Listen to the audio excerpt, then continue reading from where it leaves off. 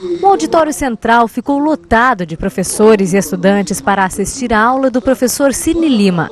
A teoria do caos, fractais e a teoria da auto-organização foram temas da aula inaugural. Para o professor Cirne Lima, a biologia e a teoria do caos possuem uma relação. A mesma estrutura matemática existia.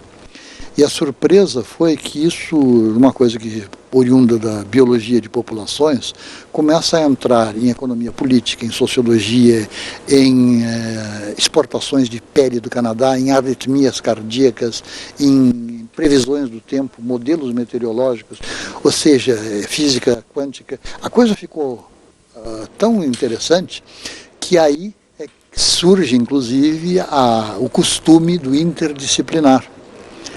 Porque antigamente, se era um congresso de fisiologia, outro especialista em geografia não ia.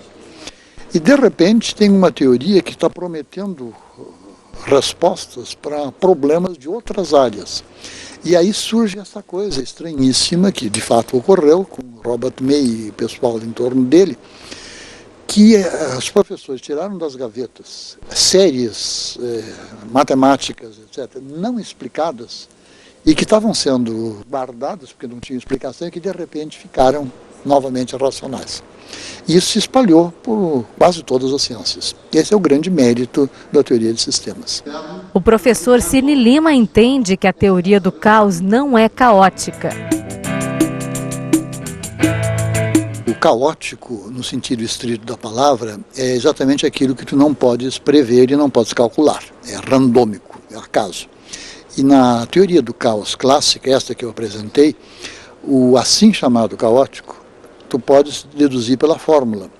Ou seja, aquela curva caótica que eu mostrei, eu posso reproduzir a qualquer momento no computador. Basta eu botar o X, a população tem 400 abelhas, e eu botar aquela taxa de reprodução, sempre aparecerá a mesma curva, sem nenhuma diferença. Então ela é determinística, ela é a priori, ela é necessária e não é caótica, porque o caótico é exatamente esse imprevisível que a gente não consegue resumir numa fórmula.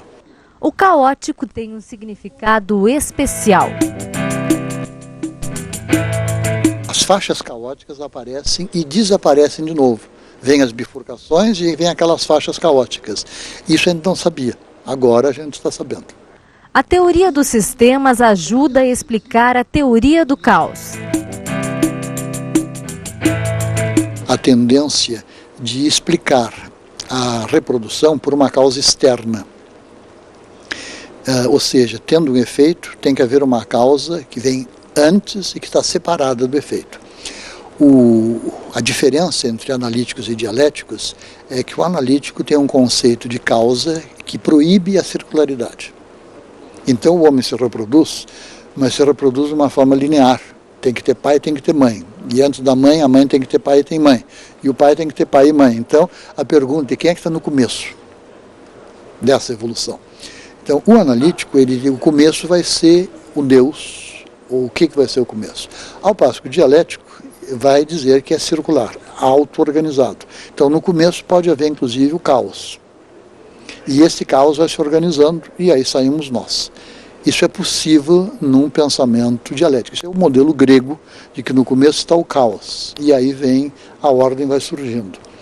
No modelo analítico, aristotélico, tomista, tem que haver um Deus fora, que planeja a ordem e bota a ordem lá dentro. A ordem vem de fora.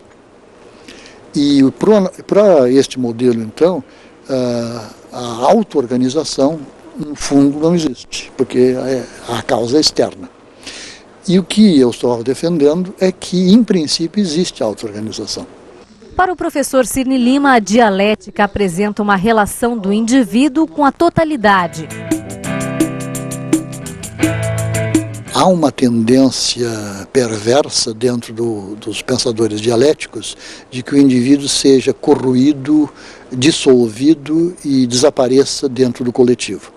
E nós vimos isso bem claramente, está em Platão, na República, Platão diz coisas sobre, por exemplo, que as crianças têm que ser tiradas da família e imediatamente criadas pelo Estado, porque os pais não têm competência para educar as crianças. Bom, ele tem um monte de coisas que nós hoje, com toda razão, achamos impossível. E nós vamos encontrar esse tipo de coisa nos pensadores que nós chamamos de totalitários, até o stalinismo, inclusive. E em que consiste isso? Numa ênfase exagerada no social ou no coletivo, de tal maneira que o indivíduo desapareça dentro do coletivo. E este erro é vamos dizer, uma tendência para um erro que é inata dos pensadores neoplatônicos. Daí o mérito dos pensadores analíticos. Os pensadores analíticos, desde Aristóteles até Kant, dão uma enorme ênfase para a liberdade do homem, para a dignidade do homem. O professor Cirne Lima esclarece o movimento de ascendência e descendência da dialética.